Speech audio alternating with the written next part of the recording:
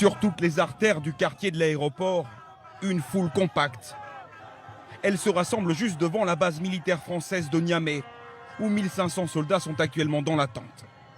Quand nous arrivons sur place, il y a plusieurs dizaines de milliers de personnes qui crient des slogans contre l'armée française. Une manifestation à l'appel des soutiens des militaires nigériens qui ont pris le pouvoir.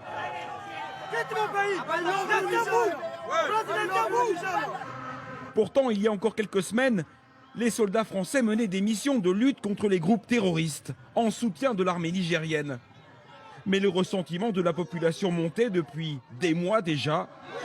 Avec le coup d'État, il a explosé pour des raisons parfois très confuses.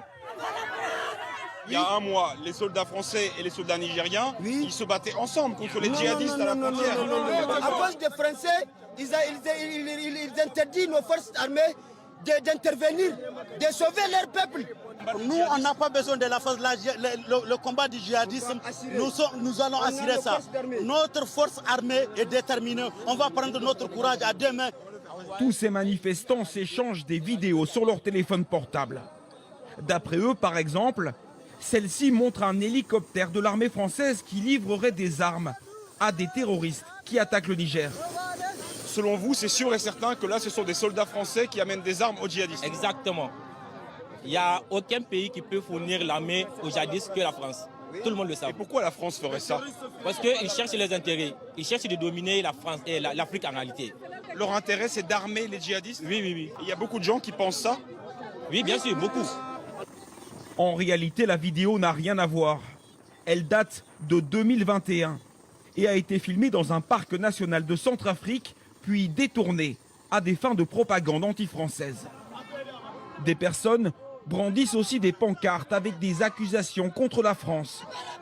En réalité, nous allons nous rendre compte que beaucoup de ces manifestants ne savent pas exactement ce que ces messages signifient. Qui est-ce qui a imprimé ce papier? Oui, c'est pas lui. Viens, ouais. Tu ne peux pas répondre ici. Les pancartes ont été distribuées par des soutiens de la junte militaire qui n'a jamais caché son objectif.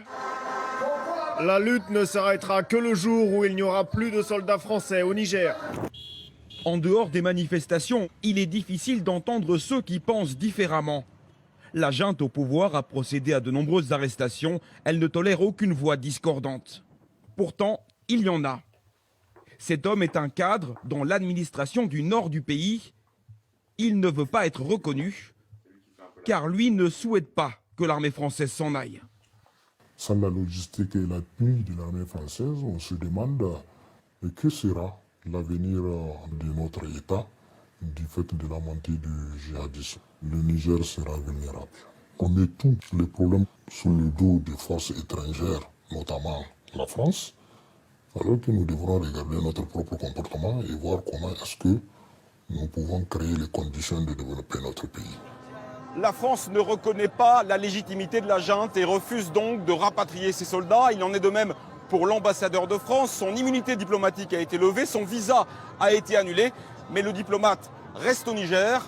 Il dormira ce soir encore dans l'ambassade de France.